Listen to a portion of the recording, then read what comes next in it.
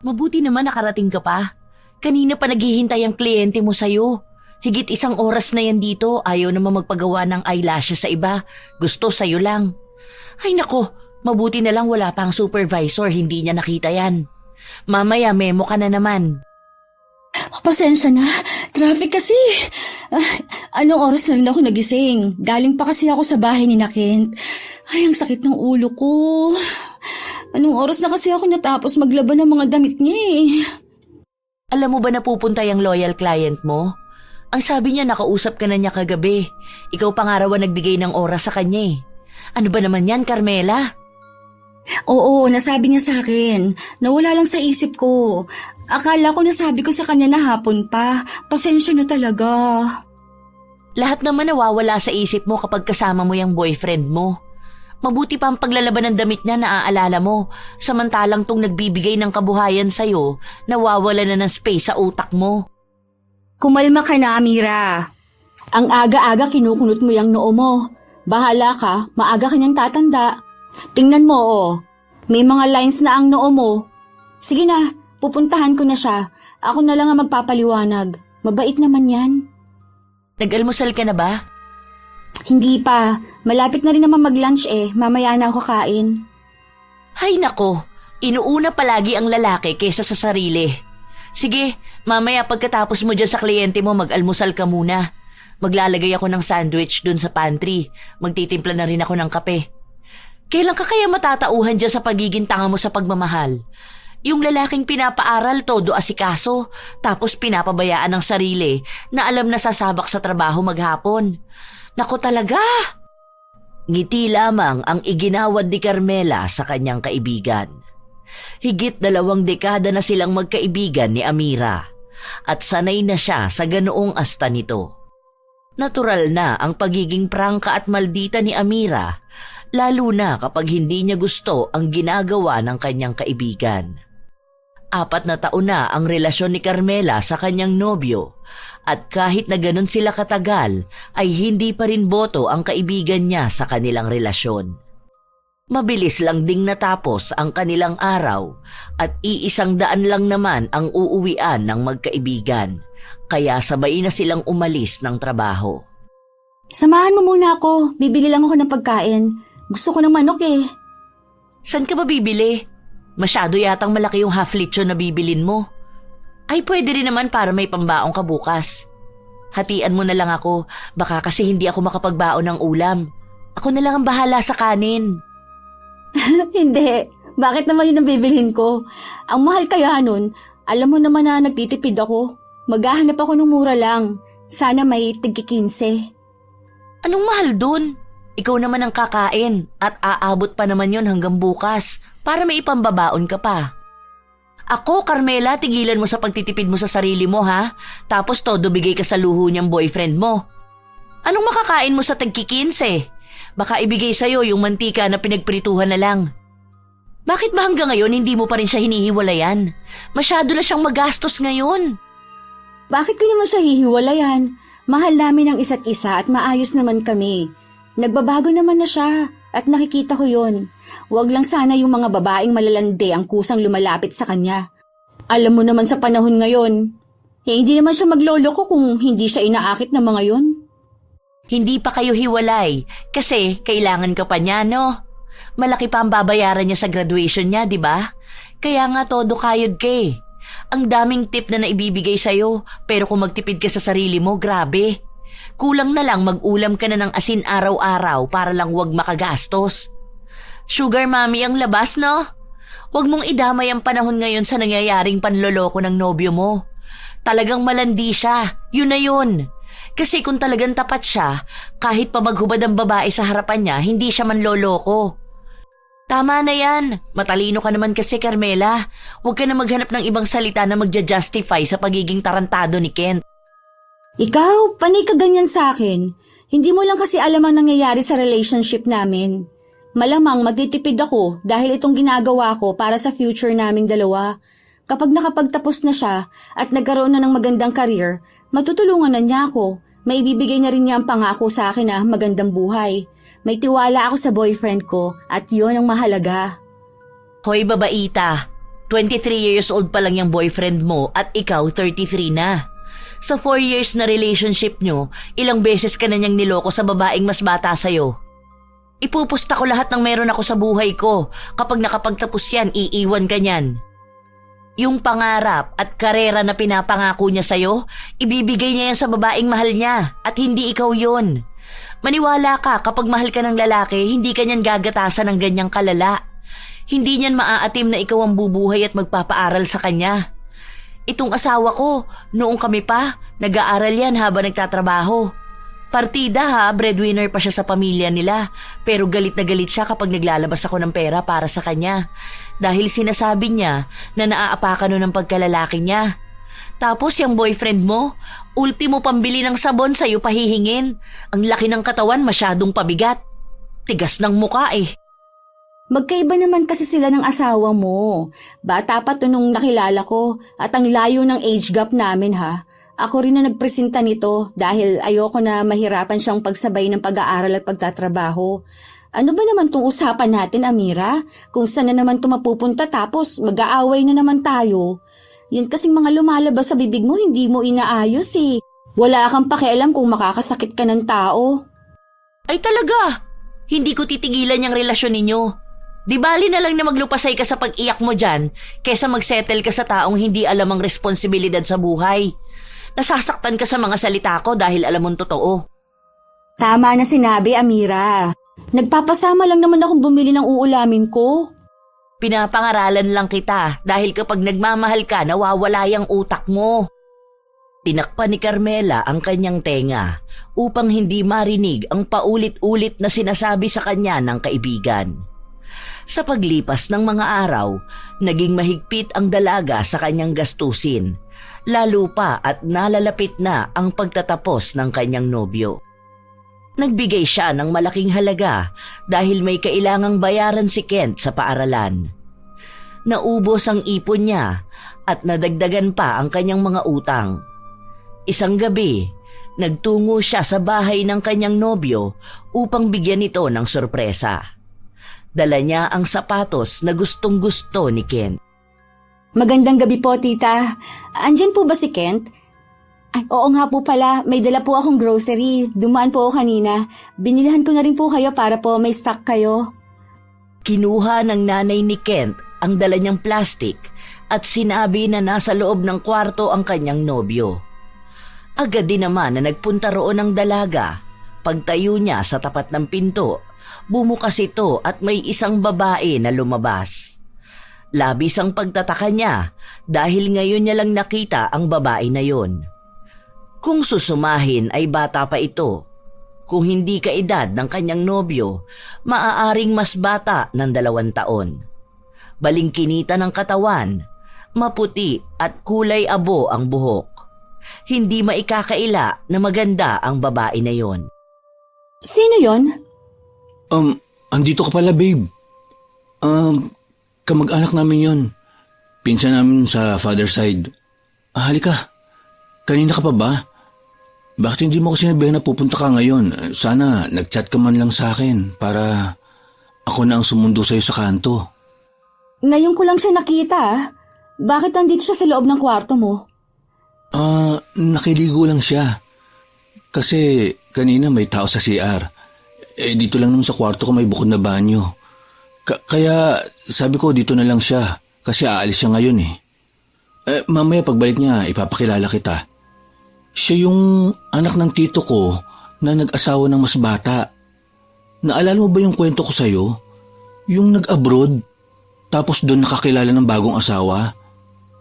Hindi ko alam kung naaalala mo pa siya. Matagal ko na kasing naikwento yun eh. Oo, naalala ko na. Kaya pala ngayon ko lang siya nakita eh. Kahit naman ako, ngayon ko lang siya nakita. Mga bata pa kami nung nagkasama kami. Kahapon lang yung dumating. Pag uwi ko galing school, andito na siya. So, anong ginagawa mo rito? Wala ka bang pasok ngayon? Ano yan? Kumusta naman ang pag-aaral mo? Gusto mo bang lumabas muna tayo? Ito palang gift ko sa'yo. Diba ito yung sapatos na gusto mo? Naalala ko ito yung tinuturo mo nung nasa mall tayo. Hala, talaga? Maraming salamat, babe. Alam mo ba na sobrang stress na ako? Tapos, bigla kang dumating na may dala nito? Grabe, ang swerte ko talaga sa'yo, babe. Alam mo palagi kapag kailangan kita. Salamat dito, ah. Wala yon. Ang mahalaga sa akin, masaya ka. Deserve mo yan dahil wala kang ibang ginawa kundi ang pagbutihin ng pag-aaral mo. Siyempre, paanong hindi ko pagbubutihin ang pag-aaral ko? Gusto ko nang maibigay sa'yo ang magandang buhay na deserve mo. Sa susunod, sa bahay ka na lang mag-aalaga ng mga anak natin, habang ako naman ang gumagawa ng pera. Ikaw naman ang makakatikim ng kaginhawahan. Dahil deserve mo yun, babe. Nakakainis ka naman. Iniisip ko palang kinikilig na ako. Gusto ko yun. Para kapag uwi mo, maghahain na ako ng pagkain natin. Tapos, kapag wala kang pasok, lalabas tayo ng mga anak natin. Ay, ang sarap mangarap ng magandang buhay kasama ka. Hindi maikakaila ang tuwa na nararamdaman ni Carmela para sa kanyang nobyo. Dahil lahat ng mga sinasabi ni Kent ay pangarap na matagal na niyang nais na maranasan. Ang mga pangako na yon ang tangi niyang pinanghahawakan, kaya kahit na marami ang tutol sa relasyon nila, wala siyang pinapakinggan. Dahil para sa kanya, alam niyang tutuparin ng nobyo ang lahat ng mga sinabi nito sa kanya. Doon siya nanatili sa loob ng kwarto ni Kent. Sinubukan niyang lambingin ng nobyo, ngunit halata ang pagtanggi ng lalaki. Hindi man madiretso ni Carmela, ngunit nakakaramdam siya ng tampo. Uuwi na ako, babe. Ingat ka, ha? Chat mo na lang ako pag nakauwi ka na. Atid na lang kita hanggang sa sakayan ng jeep. Lakad na lang tayo. Hindi mo ba ako patutulugin dito sa inyo? May dala naman akong damit. Saka may mga gamit naman ako rito. Ikaw ang bahala. Kasi baka malit ka bukas sa work mo, di ba? Alam mo naman ang kaibigan mong matabilang dila. Mamaya, sa akin na naman isisino ng pagiging late mo.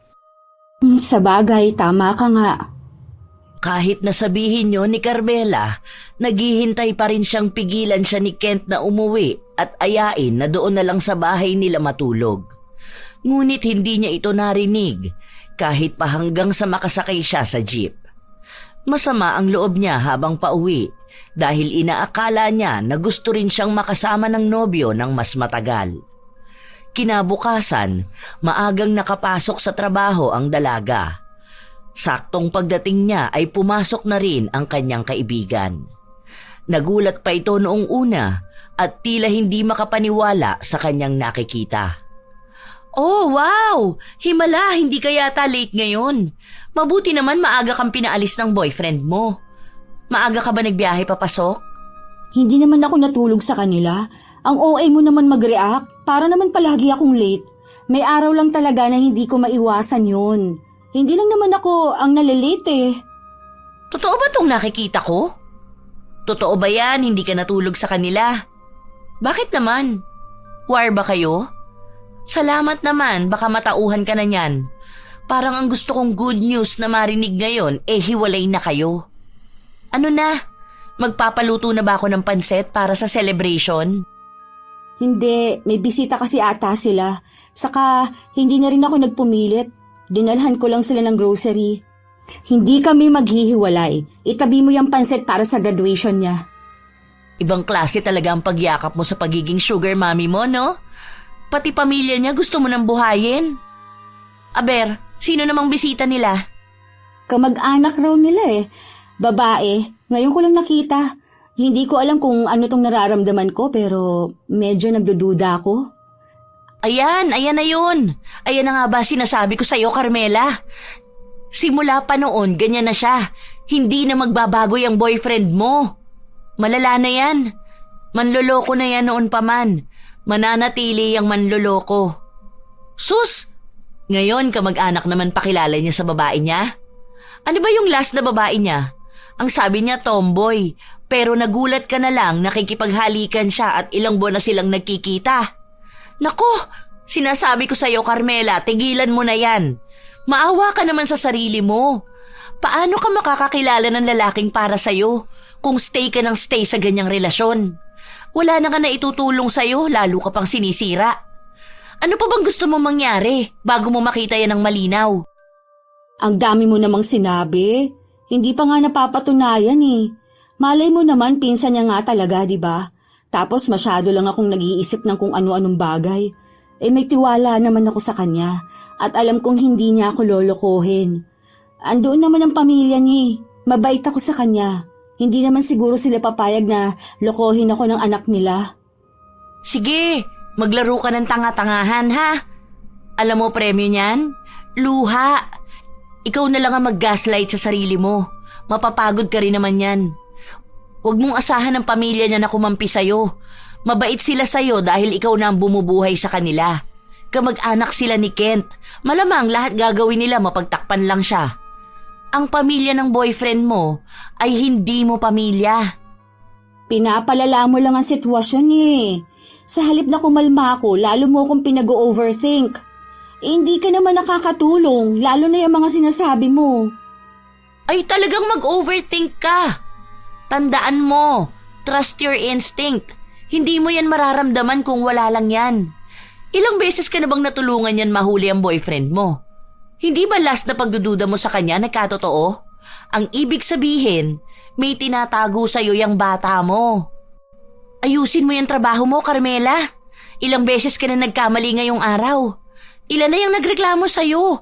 Naku po, baka magkaroon ka ng penalty, mabawasan pa yung sasahurin mo. Nasistress na ako sa ginagawa mo.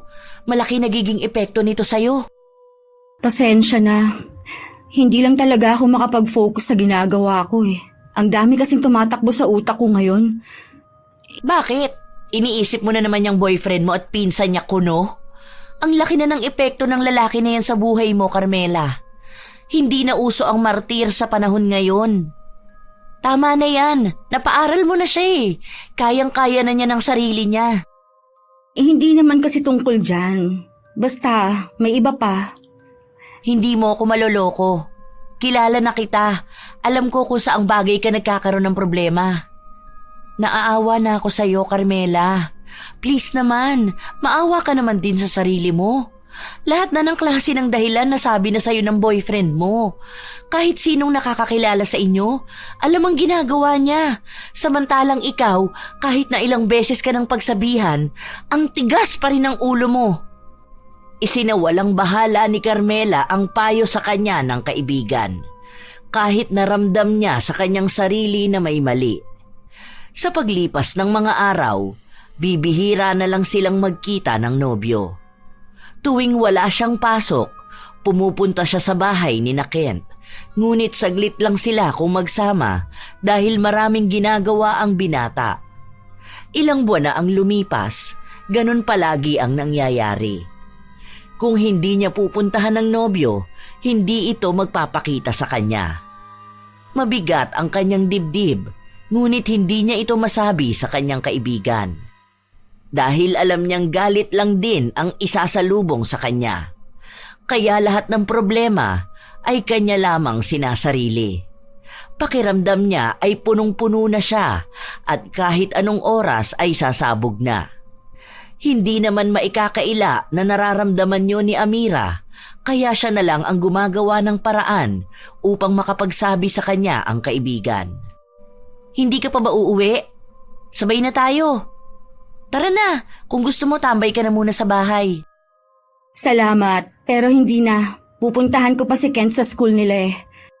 Hanep, sa halip na ikaw ang sunduin, ikaw na ngayon ang nanunundo. Hindi naman niya alam na pupuntahan ko siya eh. Ikaw bahala. Sige, mauuna na ako. Basta umuwi ka na kaagad ha. Delikado sa labas ngayon. Mukhang wala pa naman pakialam yung sugar baby mo sa'yo. Kapag wala kang masakyan pa uwi at hindi ka na niya hinatid, tawagan mo ko para ako na maghahatid sa'yo pa uwi. Mahirap na. Ang dami pa namang krimen na nangyayari ngayon. Oo, salamat. Ingat ka. Nagsalungat ng landas ang magkaibigan. Pagkarating ni Carmela sa paaralan ng kanyang nobyo, agad niya rin naman itong natanaw at naglalakad palabas kasama ang mga kaibigan niya. Sandaling nanikip ang dibdib ni Carmela nang matanaw niya na may kahawak kamay ang nobyo at ang babae na yon ay ang pinsan na sinasabi ni Kent. Kumuha muna siya ng lakas ng loob bago siya muling humakbang upang lapitan ng nobyo. Alam niya kasing hindi pa napapansin ni Kent na naroon siya. Babe! Anong ginagawa mo rito, babe? Bakit ka nagpunta rito? Pauwi na kami. Hindi ka nagsabi na dadaan ka rito. Agad na binitawan ng binata ang kamay ng babae. Ang mga kaibigan naman ni Kent ay nagbulungan. Hindi yun marinig ni Carmela, pero ramdam niyang tungkol ito sa kanya. Alam ng mga kaibigan ng nobyo ang relasyon nila. Pero halatang ayaw sa kanya ng mga ito, lalo na sa edad na meron siya. Hindi man halata na 10 taon ang tanda niya sa nobyo dahil bata pa naman siya kung titingnan. Pero nararamdaman niya pa rin na malaking issue ito sa mga kaibigan ni Kent. Nagpakawala ng mabigat na paghinga si Carmela para lang pakalmahin ang kanyang sarili at hayaan na lang ang mahinang tawanan at bulungan ng mga kasama ng nobyo. Nakalimutan mo na bang mansari natin ngayon? Gusto sana kitang ayain na kumain sa labas kaso kasama mo pala ang pinsan mo. Akala ko kasi ikaw lang mag-isa eh. Hindi ko na rin nagawang tawagan ka kasi di ba minsan pinupuntahan naman na kita ng diretso rito. Nagtawanan ang mga kaibigan ni Kent, ngunit pasimple lamang yon. Ang babae naman ay napaiwas ng tingin. Hindi mawari kung siya rin ba ay natatawa o nakakaramdam ng hiya. Sinita pa ni Kent ang mga kaibigan niya upang tumigil sila sa ginagawa nila. Hindi mo naman siguro nakalimutan na mansari natin, no? Ano ka ba, babe? Malamang hindi ko naman makakalimutan yun. Bakit ka nagpunta pa rito? Hinintay mo na lang sana ako na magpunta sa bahay niyo. Paano yan? Nakalimutan ko sa bahay ang regalo ko sa'yo. Akala ko kasi makakadaan pa ako sa bahay, kaya hindi ko na dinala. Ayos lang. Pwede mo namang ibigay kapag pumunta ako sa inyo eh. Palagi naman akong pumupunta doon. Ano, saan tayo? Sasama ba ang pinsan mo sa atin? Doon na lang sa dati nating kinakainan. Parang gusto ko kasi ng Paris eh. Alam mo ba, kanina ko pa yan iniisip. Mabuti na lang makakasama kitang kumain doon. Sige. Aalis na muna kami ha. Alam mo naman ang sakayan pa uwi sa bahay, di ba? Chat mo na lang ako kung magkaroon ng problema. Sabay ka na sa kanila. Iisa lang naman ang dadaanan niyo eh. So, hindi sasama ang pinsan mo sa atin? Sure ka ba na kaya niyang makauwi? Baka maligaw yan. Araw natin to. Dapat tayong dalawa lang. At saka, andyan naman si Kenji. Madadaanan naman nila ang bahay. Ihatid na lang nila. Halika na, babe. Ngumiti lamang si Carmela habang nagpapaalam sa mga kaibigan ng kanyang nobyo. Bago sila tuluyang umalis at magpunta sa paresan na sinasabi ng kanyang nobyong si Kent. Doon pa rin ba sa bahay ninyo umuwi ang pinsan mo? Bakit nga pala dyan siya nag-aaral sa school nyo? Ang akala ko ba sa malayo siya nakatira? Bakit parang ang bilis naman yata ng paglipat niya? Matagal na ba niyang desisyon yan? Kalilipat niya lang dyan. Hindi ko nga alam na dyan niya rin gusto mag-aral. Bahala siya sa buhay niya. Basta kung saan siya komportable. Si Tito naman ang magbabayad ng tuition niya eh. Sige na, babe. Upo ka na. Para makabili na tayo ng kakainin natin. Graduating na rin ba siya? Pwede pa pala lumipat ka agad ano? Kahit na 1 buwan na lang graduation na? Alin ba rito ang gusto mo? Mag-overload ka ba? O ito na lang, yung bago nila? Parang masarap din tignan eh. Try kaya natin. Kahit na alin na lang dyan. Hindi mo sinagot yung tanong ko kung sa inyo pa rin ba siya nakatira o may nahanap na siyang paupahan na lilipatan niya. Iniiba ko na nga ang usapan, panay ka pabalik at tanong ng tanong. Ano bang gusto mo? Tungkol lang ba kay Jenny magiging date natin ngayon? Sana isinama natin siya para sa kanya ka na nagtanong, di ba? Kung gusto mo pala siya na ma-interview, hindi ko na sana siya pinauwi. Hindi ka na natahimik eh. Bakit ka nagagalit? Nagtatanong lang naman ako. May masama ba doon? Simpleng tanong lang naman to. Ang dali lang naman sanang masagot pero mas inuna mo pa yung galit mo. Bad trip, ayoko na. Mag-isa ka na lang kumain dito. Alam ko na kung saan to papunta. Huwag mong sabihin sa akin na nagsiselos ka pati sa pinsan ko. Ano ka ba naman, babe? Hindi na ba tayo matatapos sa selosan na to? Nakukulangan ka ba sa assurance na binibigay ko sa'yo? Hinaan mo naman ang boses mo. Nakakahiya, nakatingin sila sa atin, oh. Okay, fine. Hindi na ako magtatanong. Basta tumahimik ka na dyan. Ikaw na lang ang kumain. Wala na akong gana. Hihintayin na lang kita matapos kumain para makauwi na ako. Sino ba namang gaganahan kung lahat na lang gagawing issue? Sasabihan ko na lang sila mama na palayasin sa bahay si Jenny para matigil na yung kahibangan na pagdududa mo sa akin. Sorry na, babe. Hindi naman ako nagdududa. Gusto ko lang naman magtanong. Sige na, pili na tayo ng kakainin. Sorry na talaga. Mag-sorry ka pero nasira mo na ang mood ko. Ang ayos-ayos natin eh. Tapos ganyan ka aasta? Sana hindi mo na lang ako pinuntahan, di ba? Masaya tayo eh. Gumagawa ka kasi ng ikagagalit ko. Ganito ba ang gusto mo? Maging toxic ang relationship natin? Mag-aaway tayo palagi? Sorry na, please. Oo na, kasalanan ko na to. Hindi ako nag-iisip. Huwag ka nang magalit. Ilang beses pang pinilit ni Carmela ang kanyang nobyo para lang hindi sila magkagalit.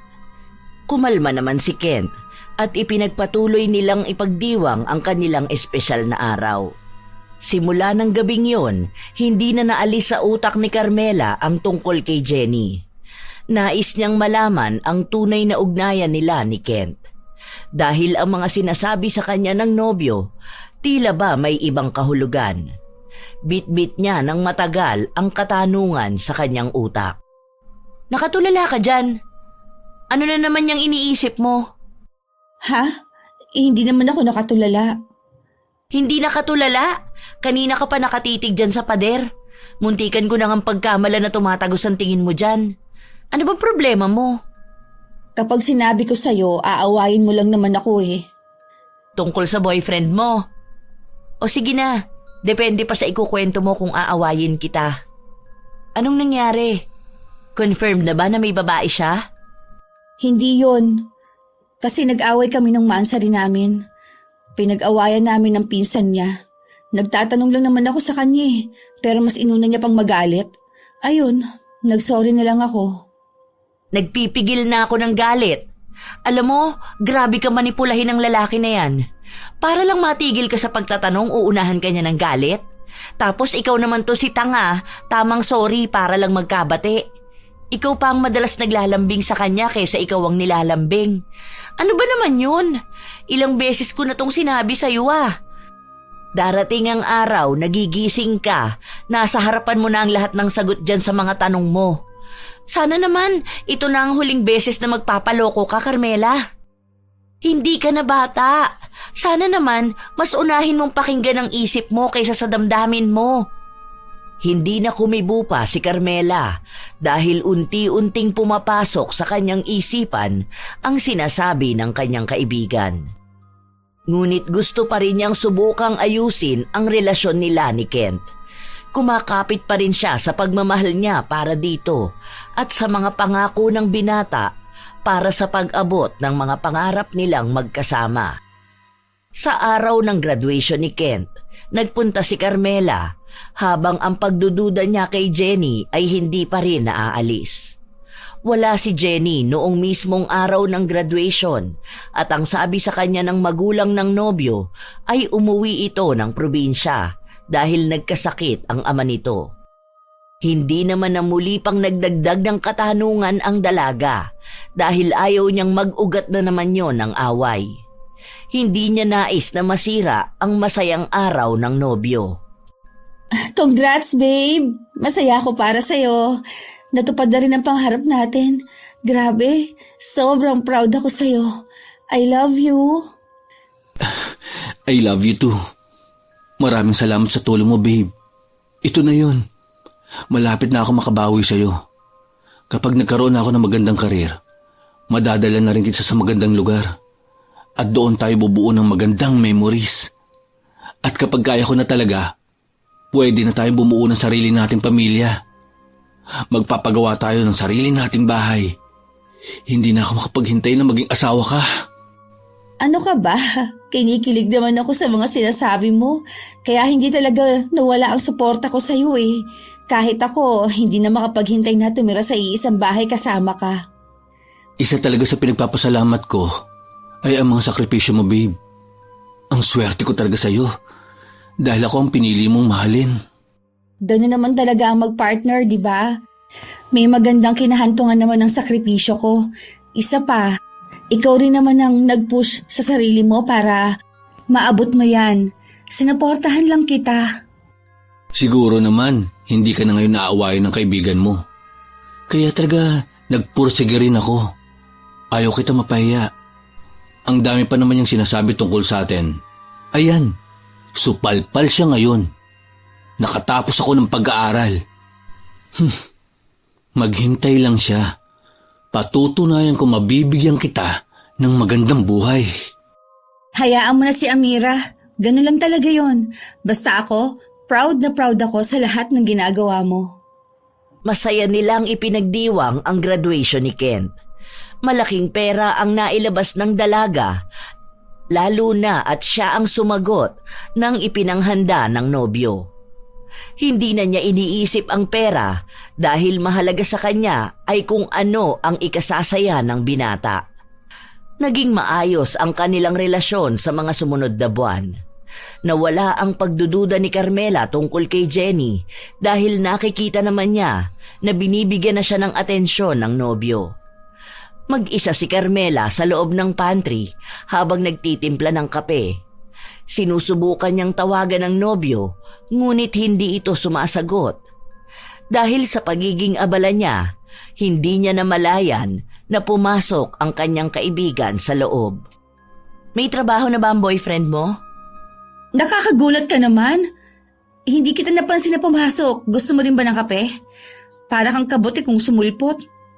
Salamat na lang, kakakapi ko lang kanina eh. So, ano nang ganap sa buhay ng sugar baby mo? Tapos mo na siyang pag-aralin. Ano nang ginagawa niya sa buhay? Hindi mo na talaga inalis yung pagtawag sa kanya na sugar baby ha. Mamaya may makarinig na iba, isipin na totoong ginagatasan niya lang ako. Saka ayaw na ayaw ni Kenta naririnig ang salita na yan. Kahit naman daw 10 years ang age gap namin hindi niya ako tinuring na matanda. Please naman Amira, tawagin mo na lang siya sa pangalan niya.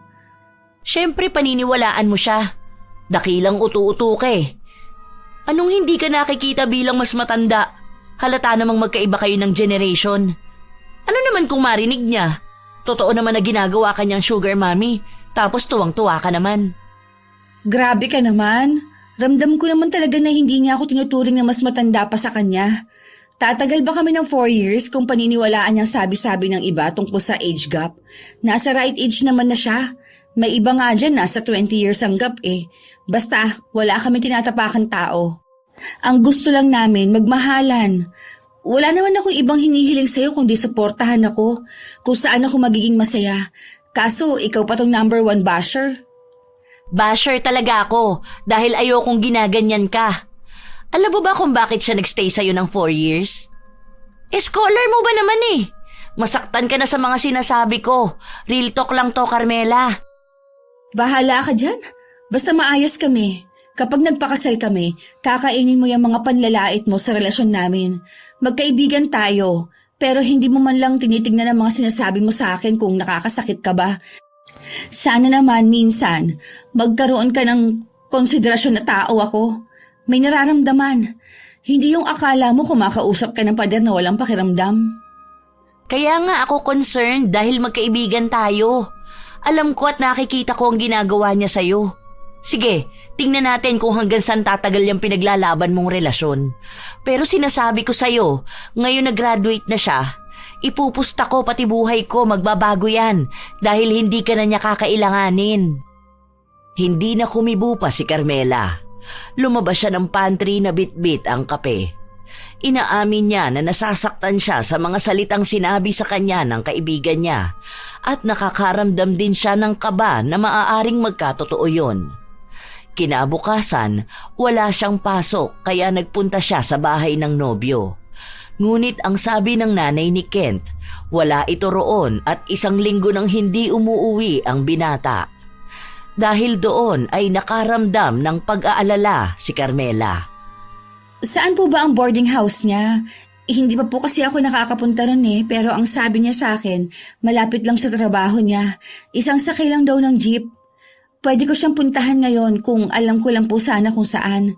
Hindi kasi ako mapakali Sinabi ng ginang na hindi niya alam ang eksaktong lokasyon dahil hindi daw sinabi sa kanya ng kanyang anak kung saan ba talaga siya nanunuluyan. Sinubukan naman ni Carmela na tawagan ang kanyang nobyo, ngunit hindi ito sumasagot. Ano kayang nangyari kay Kent? Kagabi pa siya hindi tumatawag sa akin. Naku, baka naman nagkasakit na siya.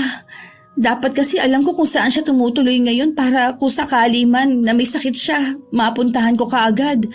Hindi ako mapapanatag nito hanggat hindi ko siya nakakausap. Ayoko ng ganitong pakiramdam. Kinakabahan talaga ako. Ay, naku po. Sana maayos lang siya. Ano ba, babe? Bakit ba hindi ka sumasagot sa tawag ko? Please, sagutin mo na to. Nakakainis naman. Paalis na sana ang dalaga sa bahay ng kanyang nobyo upang humanap ng paraan kung paano niya mahahanap ang tinutuluyang paupahan ni Kent. Ngunit pinigilan siya ng bunsong kapatid ng nobyo. Nasa edad 15 na ang bunsong kapatid ni Kent at ito na lang din ang nag-aaral sa kanila. Sinabi sa kanya kung saan nakatira ang kanyang kuya. Binalaan din siya ng dalagita na huwag niyang babanggitin kahit na kanino na siya ang nagturo. Hindi pa nakakapagtanong pabalik si Carmela, tumakbo na palayo ang kapatid ng nobyo. Tila ba may malaking lihim na nakabalot sa mga salitang binitiwan nito kanina. Bakit kaya ayaw niyang ipaalam na sinabi niya sa akin? Ay, ano ba itong nararamdaman ko? Parang may kung anong gumagalaw sa tiyan ko at konektado sa bilis ng tibok ng puso ko. Wala naman siguro to. Sana nga wala lang. Hindi na nag-aksaya pa ng oras ang dalaga. Agad niyang pinuntahan ang bahay na tinutukoy ng kapatid ni Kent. Hindi naman siya nahirapan dahil alam ng una niyang pinagtanungan ang bahay na hinahanap niya. Pagpunta niya roon, may tao siyang napagtanungan na doon din nakatira at sinabi sa kanya kung saan ang kwarto ng binata. Kahit na natagpuan na ni Carmela ang tinutuluyan ng nobyo, hindi pa rin mawala ang kaba sa kanyang dibdib. Alam niyang iba ang ibig sabihin ng kaba na yon, ngunit ayaw niyang pakinggan. Mas dumagdag pa sa gulo ng damdamin niya ang sinabi ng lalaki. Asawa niya? Kasama niya kamo ang asawa niya sa kwarto ngayon? May asawa si Kent? Kailan pa sila nagsama ng asawa niya? Napahawak sa dibdib si Carmela para pakalmahin ang kanyang sarili. Nag-aabang siya ng sagot mula sa lalaki at iniisip na nagkakamali lang siya ng sinabi, ngunit walang nagbago sa panayam ng lalaki. May kasama raw na babae si Kent nung lumipat doon at ang pakilala ay live-in partner nito. Nawala na ang matinong kaisipan ng dalaga. Sumugod siya sa kwartong bakas ang galit. Kahit pa man hindi siya sigurado kung tama ba ang sinabi ng lalaki o gumagawa lang ng paraan upang mag-isip siya ng malalim. Kent! Lumabas ka dyan! Kent!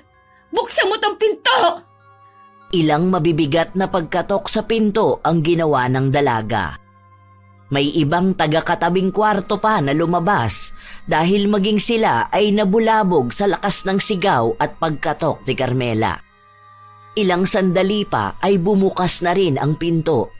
Ang bumungad sa kanya ay si Jenny na nakasuot ng manipis na damit. Halatang bagong gising lang ito. Wala rin siyang suot panloob, kaya doon tila nabigyan ng linaw ang kanina niya pang pagdududa. Anong ginagawa mo rito? Bakit magkasama kayo ni Kent sa loob? Nasaan si Kent? Agad na pumasok sa loob ang dalaga. Doon niya lang nakita ang nobyo, nakalalabas lang sa banyo. Anong ginagawa mo rito? Nakakahiya naman, ang daming tao sa labas na naistorbo mo. Sana tumawag ka man lang sa akin. At paano mo nalaman na nandito ako? Hindi na mahalaga kung kanino ko nalaman. Anong ibig sabihin nito, ha? Bakit kasama mong babae na to sa kwarto mo? Ayos, ha? Ang pinsan mo kasama mong natutulog sa iisang kama? Ano, Kent? Huwag ka na magkaila. Aminin mo na niloloko mo ko. Ang sabi ng isang lalaki na kasama nyo rito, kasama mo ngayon ang live-in partner mo. Manloloko ka?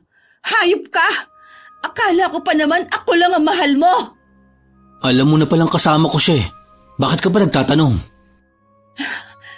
Ang ibig sabihin, totoo? Ha? Ipinakilala mo sa akin bilang pinsan ng inaasawa mo? Walang hiya ka talaga. Ibang klase ng kababuyan mo sa sarili mo, Ken. Aray, ano ba? Tigilan mo na nga yung ginagawa mo. Huwag ka rito gumawa ng iskandalo. Mahiya ka naman sa sarili mo, Carmela. Pinagtitingin na nila tayo. Tigilan mo na to. Wow! Ako pa ngayon ang dapat na mahiya. Sino ba rito ang gumagawa ng kalokohan? Ha? Niloko mo ko. Kailan mo pa ito ginagawa, ha? At ikaw, malandi ka. Alam mo na siguro na may girlfriend na lalaki na nilalandi mo, di ba? Iba talaga kapag babaeng makate. Ano ba? Huwag mo siyang saktan. Baka maapektuhan ang pinagbubuntis niya. Lalong hindi kita mapapatawad kung may masamang mangyari sa anak namin. Napalakas ang pagtulak ni Kent kay Carmela, kaya bumagsak ang dalaga sa sahig. Naging kasing lamig ng semento ang kanyang damdamin at maging ang mga luha niya'y hindi na makawala. Hindi siya makapaniwala na ang lalaking iniisip niyang makakasama sa panghabang buhay, ang lalaki palang sisira sa kung paano niya tingnan ang mapait na parte ng pag-ibig. Anong sabi mo? Anak ninyo? Nabuntis mo ang kabit mo? Lubayan mo na kami, Carmela. Buntis si Jenny at malapit na kami magpakasal. Kaya utang na loob, palayain mo na ako. Ayoko na sa relasyon natin. Gusto ko nang bumuo ng sarili kong pamilya. Magpapakasal ka sa taong bago mo lang nakilala at itatapon ang 4 na taon natin? Nasaan ang pangako mo? Ang sabi mo, sa akin mo gustong igugol ang mga pangarap mo. Akala ko ba sa akin mo gustong magkaroon ng anak? Ha? Bakit, Kent? May naging pagkukulang ba ako? Wala akong ipinangako sa'yo. Hindi ikaw ang babaeng gusto kong makasama ng panghabang buhay. Dahil gusto kong magkaroon ng maayos at normal na pamilya. Hindi ba tayo magkakaroon ng normal na pamilya? Ano bang tingin mo sa akin, ha? Ginamit mo lang ba talaga ako para makapag-aral ka? Minahal mo ba ako o ang perang na ibibigay ko? Ngayon mo pinapatunayan na totoo nga ang sinabi ni Amira. Hindi kaagad kumibo ang binata, habang si Carmela naman ay marahan na tumatayo mag-isa. Hindi na umalis ang mga tao sa tapat ng pinto, habang lahat sila ay nakikinig sa nagiging usapan ng dalawa. Bakit hindi mo masagot, ha? Oo, ginamit ko ang pera mo para makapagtapos ako ng pag-aaral. Minahal kita nung una, pero hindi ko alam kung kailan yun nawala. Ang alam ko lang, hindi ikaw ang makapagbibigay ng anak na gusto ko. Dahil masyado kang matanda para sa akin. Pasensya ka na, Carmela, pero ayoko na sa'yo. Tapos na akong gamitin ka. Ngayon, gusto ko nang magbago. Gusto ko nang simulang iparana sa magiging asawa ko ang masayang buhay kasamang magiging anak namin. Ganon lang yun? Matapos ka magpakahirap para mapaaral ka, sa ibang babae mo ibibigay ang magandang buhay? Alam mo ba kung ilang beses kitang pinaglaban sa mga tao nagsasabi na wala akong mapapala sa'yo? Tama nga sila. Wala kang utang na loob. Nagbulag-bulagan ako sa mga signs. Yun pala, harap-harapan mo na akong niloloko. Hindi ko na ito matatanggap. Hindi ko kaya ang kahihiyan na bitbit ko. Dahil lang sa may girlfriend ako na matanda na. Una pa lang alam mong mas matanda ako sa'yo. Hindi ba? Ikaw pa ang nagsabi na wala kang pakialam dahil hindi sila ang magmamahal sa akin. Tapos ngayon bigla mo akong ikahihiya. Noong una akala ko ayos lang. Pero pinagtatawanan ako ng mga tao. Bata pa ako. Marami pang maaabot sa buhay. Kaya pasensya ka na. Ayoko nang madagdagan ng sakit, Carmela. Hindi kita mahal. Kaya please lang, hayaan mo na kami ni Jenny na bumuo ng sarili naming pamilya. Hindi makapaniwala si Carmela sa mga salitang binitawan ni Kent. Naging mas malinaw sa kanya ang lahat. Kaya pala hindi siya hinahawakan ng kamay kapag nasa labas sila dahil kinakahiya niya ang nobya.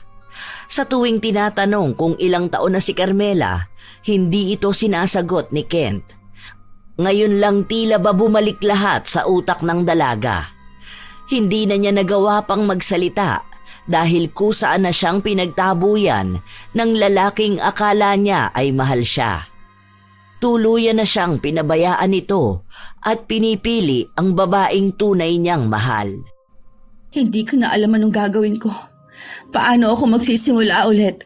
Kung lahat ng pangarap ko kasama siya, hindi ko kayang mabuhay nang wala si Kent. Ang dami kong kahihiyang bibit-bitin. Pinaglaban ko siya. Tapos kayong pinatunayan niyang tama lang ang babala sa akin ng mga tao. Magkaiba pala talaga ang mahal kaysa kailangan lang. Dahil sa mga nangyari, hindi magawa ni Carmela na sabihin sa kaibigan ang mga natuklasan niya. Ngunit kahit hindi niya ito aminin, nararamdaman ni Amira na may kakaiba sa kanya. Sa paglipas ng mga araw, madalas na tulala lamang si Carmela. Hindi siya umiiyak, pero durog na durog ang kanyang buong pagkatao. Wala na siyang pangarap dahil pakiramdam niya ay wala na siyang karapatan. Malaki ang epekto sa kanya ni Kent dahil buong buhay niya ay inalay niya sa lalaking itatapon lang siyang parang basura. Gusto mo bang sumama sa amin? Birthday ng inaanak mo, balak naming mag-outing. Pwede ka naman magpaalam ng leave para makapagpahinga ka rin. Hindi yung ganyan na palagi kang nakatulala dyan. Baka kailangan mo ng maaliwalas na kapaligiran. Hindi ko alam. Gusto ko lang mapag-isa. Hayaan mo na lang muna ako. Kahit hindi mo sabihin sa akin, alam kong hiwalay na kayo. Nakita ko post ng nanay niya. Kinasal na pala sila ng babae na pinalit niya sa'yo. Imagine, sa loob lang ng 4 months nagawa niyang pakasalan ng babae. Ikaw na 4 years, binali wala lang. Wala talaga sa taon yan eh. Kapag gusto ng lalaking magpakasal, pinipili nila ang babaeng kasama nila noong handa na sila, hindi ang babaeng kasama nila nung naghahanda pa lang sila sa buhay. Hindi kumibo si Carmela. Umiwas lamang siya ng tingin dahil pakiramdam niya ay nanlalamig na ang kanyang kaluluwa. Masaya na si Kent sa piling ng babae na ipinalit sa kanya habang siya ay nagdurusa pa rin sa pagmamahal na hindi nasuklian. Sumama ka na sa amin para makapag-relax ka naman. Huwag mo sayangin ang buhay mo sa nakaraan yun ng lalaki na yun. May makikilala ka pa ring lalaki na magmamahal sa'yo. Isipin mo na lang na malaking aral yan sa'yo. Huwag mo na ulit gagawin magpaaral ng lalaki, lalo na kung wala naman talagang planong piliin ka kapag nakuha na niya ang pangarap niya. Sa paglipas ng mga araw, walang nagbago kay Carmela. Araw-araw siyang nagdurusa at nangungulila sa pagmamahal ni Kent. Hinahanap-hanap niya ito at nagbabaka sakali siya na isang araw ay bumalik ang binata at humingi ng tawad sa kanya. Ngunit base sa mga nakikita at nababalitaan niya, nasa maayos na kalagayan na ang pamilyang binuo ni Kent. Maganda ang trabaho niya at siya ang bumubuhay sa asawa nito na hindi niya pinagtrabaho kahit minsan. Kaya naman pala niyang gawin yun eh. Na siya ang magsasakripisyo para sa mahal niya. Yun ang matagal ko nang sinasabi sa'yo pero hindi mo maintindihan dahil mahal na mahal mo siya. Ngayon, mukhang natatauhan ka naman na. Hayaan mo na lang na karma ang bumawi sa kanya dahil sa panggagamit na ginawa niya sa'yo. Ang gawin mo na lang matutunang gumawa ng paraan kung paano ka ulit magiging masaya. Andito lang ako palagi sa tabi mo. Alam mo naman na kahit matabilan dila ako at masama ang ugali ko, hindi kita pababayaan dahil kaibigan kita. Sana nakinig na lang ako sa'yo nun. Hindi sana ganito kasakit. Ako ang bumuo ng pangarap niya para lang ibigay ang tagumpay sa ibang babae. Ang sakit Sobrang sakit. Damahin mo lang ang sakit. Huwag mong pigilan ang sarili mo. Makakatulong yan para mailabas mo lahat ng galit mo. Para kapag naging maayos ka na, wala ka ng panghihinayangan sa nakaraan. Hindi ako papahayag na magdurusa ako ng matagal habang masaya siya. Kung durog ako ngayon, dapat parehas kami. Walang magiging masaya. Naging bato na ang puso ni Carmela. Wala na siyang nararamdaman kundi ang galit at kung paano siya makakapaghiganti. Kaya nang nabalitaan niya ang tungkol sa isang mambabarang, hindi siya nagdalawang isip na puntahan yon. Hindi niya sinabi sa kaibigan ang gagawin niya. Dahil pagdating sa mga ganoong bagay ay hindi siya papayagan ni Amira. Galing sa isang relihiyosong pamilya si Amira, kaya hindi siya naniniwala sa pagganti gamit ang itim na kapangyarihan. Ngunit ito lamang ang tanging naiisip ni Carmela para maipaghiganti ang sarili niya. Gusto kong buhagin mo siya para mas pagdusahan niya ang galit na nararamdaman ko. Paunti-unti, pasakit ng pasakit, walang kamatayan. Hindi na niya madama pa ang awa dahil pakiramdam niya ay habang buhay niya lang din dadalhin ang sakit na dinulot sa kanya ni Kent. Nang matapos ang ritual, nagpatuloy si Carmela sa kanyang buhay. Hindi niya pa alam kung may nangyari na ba sa pambabarang niya sa dating kasintahan dahil hindi pa naman niya ito muling nakikita. Inuunti-unti na rin niyang baguhin ang kanyang sarili. Hindi lamang sa panlabas na anyo, kundi maging ang kanyang pag-uugali. Nagiging malamig na siyang makitungo sa lahat. Pwede ba tayong mag-usap kahit na saglit lang? May mga concern lang sana ako. Tungkol sa trabaho? Tungkol sa'yo. Anong concern ba yan? Maayos naman ako Nakikita mo naman siguro. Isa pa, hindi ko na rin naman ginugulo si Kent, kaya wala na akong nakikitang ibang problema. Ang concern ko ay ang ugali mo ngayon. Ang laki ng pagbabago sa'yo. Napapadalas pang nagkakaroon ka ng kaaway dito sa salon. Tapos nabalitaan ko nung rest day ko, nakipagtalo ka sa client. Bakit? Naiintindihan ko naman na may pinagdaraanan ka at hanggang ngayon dinaramdam mo pa rin ang nangyari sa inyo ni Kent. Wala lang ako sa mood. Huwag mo na ulit babanggitin ang pangalan ng lalaki na yon. Gusto ko na mag-move on. Huwag ka nang banggit pa sa kanya. Agad na ring umalis si Carmela matapos niya itong sabihin. Kinaumagahan, pagpasok niya ay naabutan niya ang kaibigan na tila ba gulat na gulat sa nakikita niya sa kanyang cellphone. Ano yan tinitingnan mo? Ito shared post ng kapatid ng ex mo. Nakita mo na ba to? Wala na akong connection ni isa sa kanila. Block na silang lahat sa akin. Ano ba yan? Tungkol ba sa animal na yon? Diyos ko, nakakaloka. Humihingi kasi sila ng tulong sa Facebook friends nila. Dinala raw nila si Ken sa ospital dahil sumusuka raw siya ng kulay green. Tapos kapag gabi, sumusuka naman siya ng mga buhay na insekto. Basahin mo. Inabot ni Amira ang cellphone sa kanyang kaibigan. Walang reaksyon si Carmela habang binabasa ang nakasulat. Nakita niya rin ang mukha ng dati niyang kasintahan. Mukha itong kawawa, ngunit wala siyang maramdaman maliban sa saya na unti-unti na ring umiepekto ang barang na pinagawa niya. Deserve naman niya yan. Baka yan ang karma niya. Bakit ba sila manghihingi ng tulong sa ibang tao? Ang akala ko ba sabi niya kaya niya ng sarili niya? Gets ko naman na galit ka, kasi kahit ako galit din sa kanya . Ang pinagtataka ko ay ang karamdaman niya.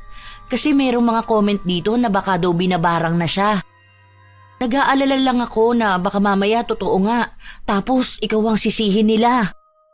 Bakit naman ako ang sisisihin nila? Hanggang ngayon ba hindi nila ako lulubayan? Dahil maaaring ikaw ang may malalim na dahilan para ipabarang siya. Hindi mo naman yun ginawa, di ba? Alam ko naman na hindi mo yun gagawin. Tumingin lang si Carmela. Hindi siya nagbigay ng tugon sa kanyang kaibigan.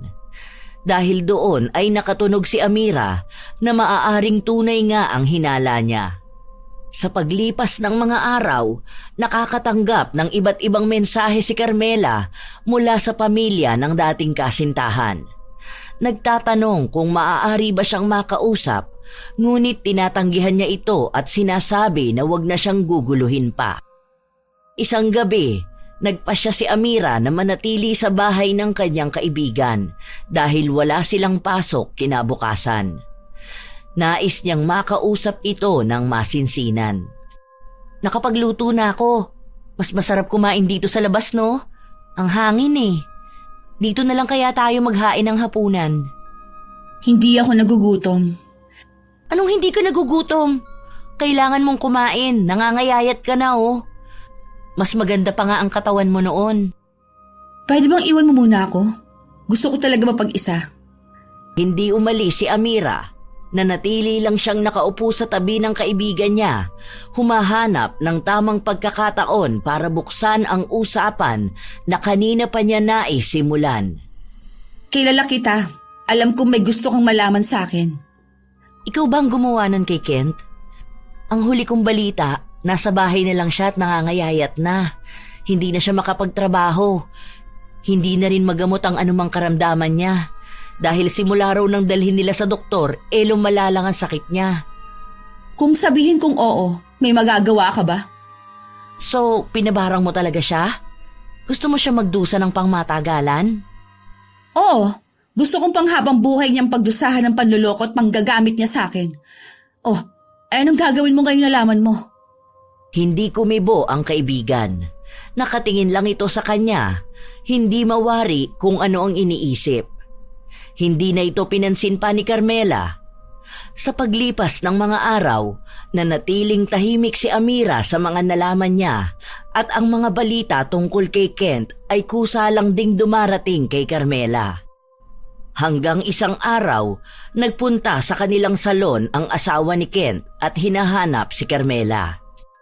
Saglitin mo na lang kausapin. Paalisin mo na lang kung ayaw mo. Kanina pa kasi siya naghihintay sa'yo eh. Lumabas si Carmela at naabutan niya si Jenny na halatang kapapanganak pa lamang. Nang makita siya ng babae ay umiyak ito sa harapan niya at nagmakaawa na puntahan si Kent dahil yun ang hiling ng kanyang asawa. Bakit ako magpupunta ron? 1 taon nang nakalipas simula na maghiwalay kami. Anong kailangan niya sa akin? Gusto niya ba na tulungan ko na naman siya? Hindi na ba siya nagsawa na lokohin at hanapin lang ako kapag kailangan niya? Sinabi ni Jenny na hiling yun ni Kent bago siya mawala sa mundo. Dahil pakiramdam daw ni Kent ay hindi natatagal ang kanyang buhay. Ngunit sinabi ni Carmela na hindi mangyayari yun. Kahit na anong nararamdaman ngayon ni Kent, ay bibit-bitin pa niya ng matagalan. Hindi maunawaan ni Jenny ang ibig niyang sabihin. Hindi na rin naman pinaliwanag ni Carmela. Pinaalis na lang niya ang babae. Kahit na anong pagmamakaawa nito, hindi niya pinakinggan.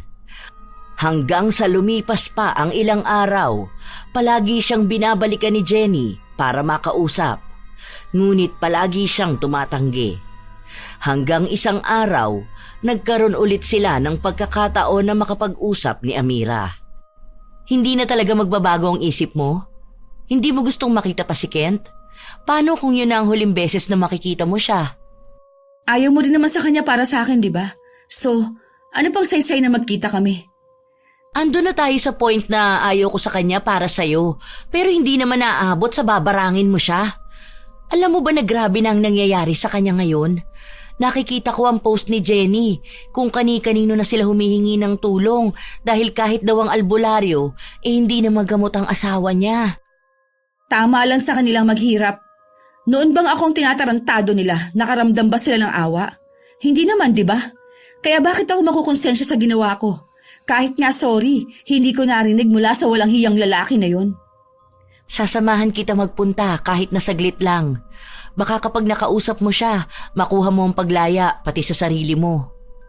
Alam mo ba, Carmela, na hindi lang siya ang pinahihirapan mo dyan sa ginagawa mo dahil malaki rin ang magiging epekto nito sa'yo at lalo na sa kaluluwa mo. Makinig ka naman sa akin. Magkaibigan tayo, hindi ko gustong mangyari sa'yo ang ganito kalalang bagay. Paano kung bumalik sa'yo ang mga ginagawa mo? Kung babalikan man ako ng karma, walang problema.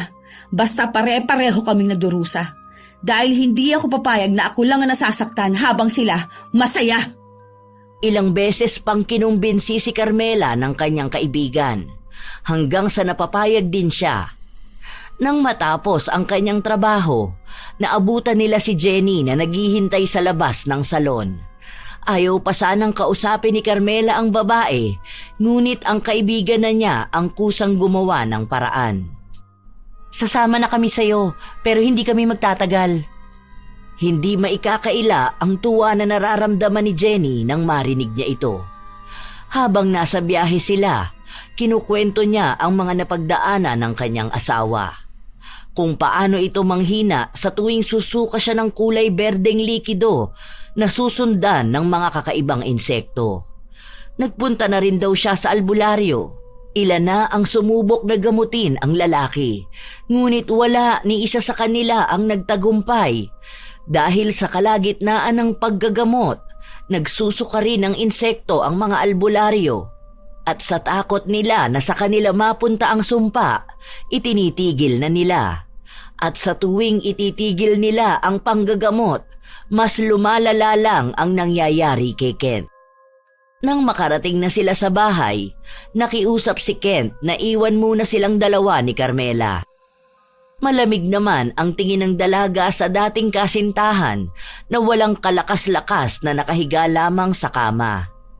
Hindi na makilala ang itsura nito dahil nakadikit na ang balat niya sa kanyang buto at ang masigla at bata nitong mukha ay tila ba naglaho ng ganun lang kabilis. Wala nang mas masaya pa sa akin ngayong nakikita pa rin kitang nagdurusa. Akala ko, makakaramdam ako ng awa. Pero mas lalo akong nakaramdam na hindi pa pala sapat ang nangyari sa'yo. Alam ko ang galit na nararamdaman mo sa akin dahil sa panggagamit na ginawa ko sa'yo. Pero gusto kong humingi ng tawad. Patawarin mo ako, Carmela. Para saan pa? Bakit ngayon ka pa hihingi ng tawad sa akin? Kung hindi mo pa yan mararanasan, hindi mo pa maiisip ang mga katarantaduhang ginawa mo sa akin? Matagal ko nang gustong humingi ng tawad sa iyo. Hindi ko lang alam kung paano ko gagawin. Napaatras si Carmela matapos na masuka sa sahig ang dating kasintahan. Kitang-kita niya kung paano lumabas ang mga buhay na insekto sa bibig ni Kent. Gumapang pa ang maliliit na ipis sa kanyang paanan. Ngunit nanatili lang siyang nakatayo. Walang reaksyon, walang awa. Hindi ko alam kung hanggang kailan na lang ang buhay ko. Pero gusto kong bago ako mawala, nagawa kong humingi ng tawad sa iyo. Sana kahit minsan, hindi man ngayon, mapatawad mo ako. Totoong ang paghingi ko ng tawad dahil ayokong lisanin ang mundong ito na may mabigat akong kasalanan sa iyo. Dahil sa lahat ng taong nagawan ko ng kasalanan, sa iyo ang may pinakamasakit. Patawarin mo ko sa panggagamit ko sa iyo noon. Hindi kumibo ang dalaga. Tinalikuran niya lang si Kent. Matapos nun ay lumabas na siya. Pagbukas ng pinto ay agad na pumasok si Jenny upang asikasuhin ang asawa niya na walang humpay sa pagsuka. hanggang sa makalabas sila ng bahay na natiling tahimik si Carmela. Ngunit ang utak niya ay paulit-ulit na nakikita ang kaawa-awang itsura ng dating nobyo. Nakapag-isip ka na ba? Itutuloy mo pa rin ang ginagawa mong pambabarang sa kanya? Oo, hindi ko yun babawian kahit na anong mangyari. Pagdusahan niyang pangmatagalan ang nangyari sa kanya. Sa paglipas ng mga araw, palagi siyang tinatanong ng kaibigan tungkol sa kanyang desisyon at pinapangaralan siya ng mga salita ng Diyos. Ngunit kahit na anong gawin ni Amira, tila yata sarado ang isip ng kaibigan. Hanggang isang araw, inaya si Carmela ng kanyang kaibigan na magsimba. Susunod na lang ako. May mga gagawin pa kasi ako. Hihintayin na lang kita para sumabay ka na lang sa sasakyan. Bakit pa push ka ng push sa akin na sumama sa simbahan? Hindi ba pwedeng hayaan mo na ako na kusa lang magpunta? Kung hihintayin kitang kusang magpunta, kailan pa? Alam kong ito ang kailangan mo ngayon. Maraming hinanakit ang puso mo.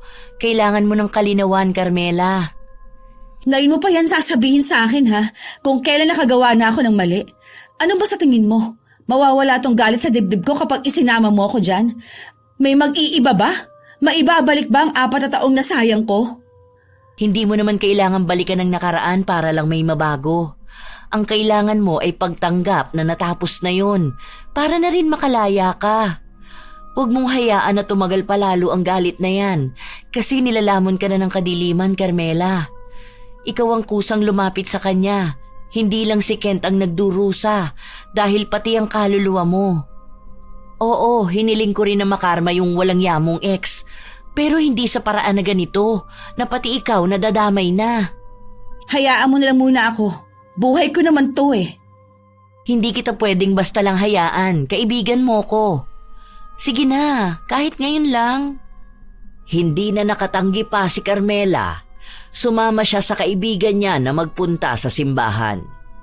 Pagpasok niya sa loob, hindi niya mawari kung anong nararamdaman niya.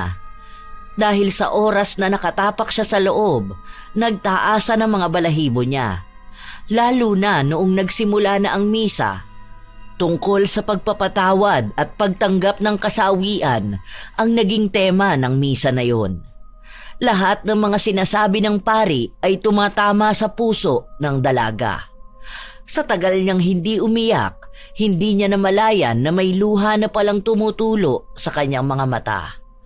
Sa paglabas ng mga luha na yon, pakiramdam niya ay nahugasan na rin ang mga mata niya upang tingnan ang buhay mula sa magkaibang pananaw. Hindi niya mawari kung paanong nangyaring ang bigat na matagal na niyang bitbit ay dito lang mababawasan. Sige lang, isuko mo na lahat ng galit at sakit na nararamdaman mo. Kapag naging magaan na lahat, makikita mong deserve mo maging masaya nang hindi na kinakailangan na saktan ng iba. Hindi napigilan ni Carmela na umiyak. Bumuhos ng tuluyan ang mga luha niya at ang kaibigan niya ay nakayakap lamang sa kanya habang hinahagod ang kanyang likod. Hinahayaan lamang siyang maglabas ng hinanakit niya dahil alam ni Amira kung gaano kabigat ang bitbit ng puso niya. May katagalan din ang inabot ng iyak ng dalaga hanggang sa tuluyan na siyang huminto at nagpunas ng kanyang mga luha. Ang sama kong tao, Amira. Paano ko nagawang umanib sa itim na kapangyarihan para lang mailabas ang galit ko? Hindi ka masamang tao, Carmela. Nagkamali ka lang ng nilapitan. Nasaktan ka at naiintindihan ko na ang gusto mo ay mabigyan lang ng katarungan ang nararamdaman mo. Pero hindi ibig sabihin nun na napakasamang tao mo na. Huli na ba ang lahat sa akin? Hanggat alam mo ang mga naging pagkakamali mo, kahit kailan hindi magiging huli ang lahat. May pag-asa ka pa. Dahil ngayon pa lang nagawa mo ng isuko ang galit mo. Alam mo na rin kung paano mo aayusin ang lahat sa buhay mo. Lumabas sila na may magaan na kalooban at klarong kaisipan si Carmela. Kinabukasan nun ay pinuntahan niya ang mambabarang at sinabing gusto na niyang ipabawi ang ritual na ginawa nila kay Kent. Pinaliwanag ng mambabarang na sa oras na gawin niya yon, mawawala na siya ng kontrol sa lalaki dahil maaaring balikan siya nito kung gagaling na siya. Hindi ko na kailangan pang isipin kung gaganti siya sa akin pabalik. Ang gusto ko na lang ngayon, magkaroon ng payapang kaisipan at buhay. Tinuloy ng mambabarang ang pag-alis ng sumpa. Simula ng araw na yon ay nagpasya na rin si Carmela na magpakalayo-layo dahil nais niyang kilalanin muli ang kanyang sarili. Hindi na siya nakakuha pa ng balita tungkol sa dating kasintahan. Ang huli niya lang nalaman ay umalis na si Kent ng bansa at doon na maninirahan ng pangmatagalan. Makalipas ang 5 taon, nagkaroon ng bagong nobyo si Carmela. Naging maayos ang samahan nila hanggang sa tuluyan na silang nagpakasal. Bumuo na rin siya ng kanyang sariling pamilya. Habang naglalakad siya mag-isa sa mall, napansin niya ang mukha ng isang lalaking pamilyar sa kanya. Alam niyang kahit na kailan, hindi niya malilimutan ang mukha ng lalaking kinabaliwan niya. Kumusta ka na, Carmela? Long time no see. Ang balita ko, nanganak ka last year. Maayos naman ang buhay. Mabuti naman gumaling ka na. Hindi ko nga alam kung anong nangyari.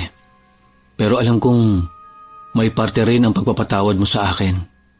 Maraming salamat pala. At sorry uli sa mga pagkakamaling nagawa ko sa'yo. Wala na yon. Napatawad na kita at pinalaya ako ng sarili ko sa sakit. Ang mahalaga na lang sa akin ngayon ay ang pamilya ko. Sana lang maging malaking aral na to sa ating buhay. Oo.